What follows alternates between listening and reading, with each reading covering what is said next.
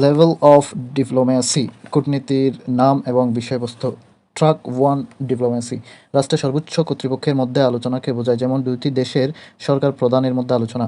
Track 2 diplomacy, রাষ্ট্রের বেসরকারি প্রতিনিধি সুশীল সমাজের মধ্যে আলোচনাকে বোঝায়, যেমন বাংলাদেশের পক্ষে আবদুল্লাহ আবু সাইদ চৌধুরী এবং ভারতের পক্ষে অমর্ত্য সেনের মধ্যে তিস্তা ইস্যুতে আলোচনা।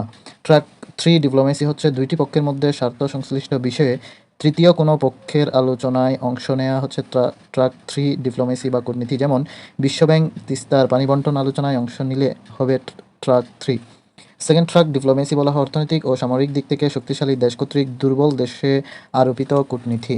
ডুয়েল ট্র্যাক ডিপ্লোম্যাসি বলা হয় প্রতিপক্ষকে বশ্যতা স্বীকার করাতে আলোচনার পাশাপাশি চাপ সৃষ্টিকে বোঝায়।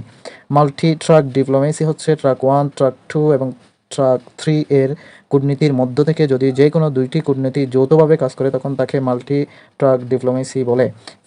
পিং পং ডিপ্লোম্যাসি 1949 সালে সমাজতান্ত্রিক বিপ্লবকে কেন্দ্র করে চীন ও যুক্তরাষ্ট্রের কূটনৈতিক সম্পর্ক ছিন্ন হয়। অবশেষে 1971 সালে যুক্তরাষ্ট্রের টেবিল টেনিস দল, অর্থাৎ চীনা ভাষায় পিং পং, চীনে খেলতে গেলে দুই দেশের মধ্যে কূটনৈতিক সম্পর্ক স্থাপিত হয়। এটাই পিং পং কূটনীতি নামে পরিচিত। লোক এস্ট ডিপ্লোম্যাসি, লোক এস্ট ডিপ্লোম্যাসি হচ্ছে মিয়ানমার, থাইল্যান্ড, মালয়েশিয়া, সিঙ্গাপুর, চীন ও জাপানমুখী বাংলাদেশের পররাষ্ট্রনীতি। লোকেস্ট ডিপ্লোম্যাসি, গানবোট ডিপ্লোম্যাসি হচ্ছে শক্তি প্রয়োগের ভয় দেখিয়ে প্রতিপক্ষকে হটে যেতে বা দমে যেতে বাধ্য করার কৌশল। String of fair strategy, Bharat মহাসাগরীয় অঞ্চলে চীনের নৌ স্থাপনা কর্মসূচি।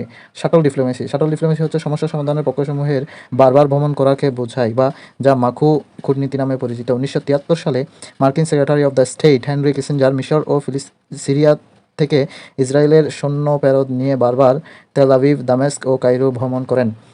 ডলার ডিপ্লোম্যাসি, ডলার ডিপ্লোম্যাসি হচ্ছে আর্থিক সহায়তার মাধ্যমে বশ্যতা স্বীকার করানোর কৌশল, যেটি ডলার ডিপ্লোম্যাসি নামে পরিচিত। 1947 সালে ট্রুম্যান নীতির মধ্যকার ডলার কূটনীতি চালু হয়। ওলফ ওয়ারিয়র ডিপ্লোম্যাসি, চীনের অগ্রাসী কূটনীতি, হুমকি প্রদান করে বশ্যতা স্বীকারের চেষ্টা। ওপেন ডোর ডিপ্লোম্যাসি বা পলিসি, বিনা শর্তে যে কোনো খাতে যে কোনো পরিমাণ পুঁজি বিনিয়োগ করতে পারার নীতি, মূলত মুক্তধার নীতি। সিঙ্গাপুর ও হংকং এই নীতি প্রচলিত ছিল। প্রিভেন্টিভ ডিপ্লোম্যাসি, সংঘাত এড়িয়ে সমস্যা সমাধান করার কূটনীতি।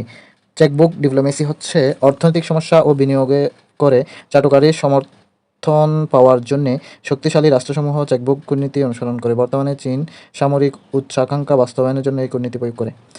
সাইডলাইন ডিপ্লোম্যাসি, আন্তর্জাতিক কোনো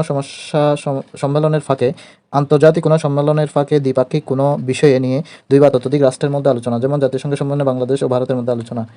মেগাফোন ডিপ্লোম্যাসি, মেগাফোন ডিপ্লোম্যাসি হচ্ছে যখন কোনো রাষ্ট্র বা তার প্রতিনিধি গোপন বা আনুষ্ঠানিক আলোচনার পরিবর্তে প্রকাশ্যে গণমাধ্যম বা জনসম্মুখে রাজনীতি ও কূটনীতির বিষয়াদি নিয়ে বক্তব্য দেয়। এটি সাধারণত চাপ প্রয়োগ বা জনগণের মনোযোগ আকর্ষণ করার উদ্দেশ্যে করা হয়, যাতে সমঝোতার পরিবর্তে নিজেদের অবস্থান জোরালোভাবে তুলে ধরা হয়। এই ধরনের কূটনীতিক কার্যক্রমে দুই পক্ষের মধ্যে সরাসরি আলোচনা না করে মিডিয়ার মাধ্যমে বক্তব্য প্রদান করে পরস্পরের উপর চাপ সৃষ্টি করা হয়। কোনো একটি রাষ্ট্র বা উভয়ে যদি দ্বন্দ্ব নিরসনের জন্য প্রচলিত পদ্ধতি বা সফট অ্যাপ্রোচ এর পরিবর্তে সরাসরি প্রতিবাদের পদক্ষেপ গ্রহণ করে। উদাহরণস্বরূপ বলা যায়, সম্প্রতি ভারতের গণমাধ্যমে দেয়া সাক্ষাৎকারে ডক্টর ইউনূস ভারতের প্রতি আহ্বান জানান দিল্লিতে থাকার সময় শেখ হাসিনাকে যেন রাজনৈতিক বিবৃতি দেয়া থেকে বিরত রাখা হয় এবং সেভেন সিস্টার নিয়ে মন্তব্য করেন। ট্র্যাক 1.5 ডিপ্লোম্যাসি, যেই কূটনীতিক প্রক্রিয়ায় সরকার কর্মকর্তাগণ ও বেসরকারি প্রতিনিধিগণ একই সাথে অংশগ্রহণ করে তাকে ট্র্যাক 1.5 ডিপ্লোম্যাসি বলা হয়। এই কূটনীতিক প্রক্রিয়ায় ট্র্যাক 1 ও ট্র্যাক 2 কূটনীতি উভয় সমন্বয় ঘটে। ফ্যালেইস ডিপ্লোম্যাসি, আফ্রিকা মহাদেশে চীনের অবকাঠামো নির্মাণ প্রকল্প। এলিফ্যান্ট ডিপ্লোম্যাসি, 4 মার্চ 2025 সালে মায়ানমারের জান্তা প্রধান মিং অং লাই ও রাশিয়ার প্রেসিডেন্ট ভ্লাদিমির পুতিন ক্রেমলিনে বৈঠক করে। ক্ষমতা ও সৌভাগ্যের প্রতীক হিসেবে হাতি মিয়ানমারের সম্মানিত হয়ে থাকে, দেশটির সংস্কৃতিতে বিশেষ স্থান রাখে। মিয়ানমার রাশিয়াকে 6টি হাতি উপহার দেয়, যা সম্পর্কের ক্ষেত্র আরও দৃঢ় করার প্রতীক হিসেবে প্রয়াস পায়, যেটি এলিফ্যান্ট ডিপ্লোম্যাসি হিসেবে পরিচিতি লাভ করে।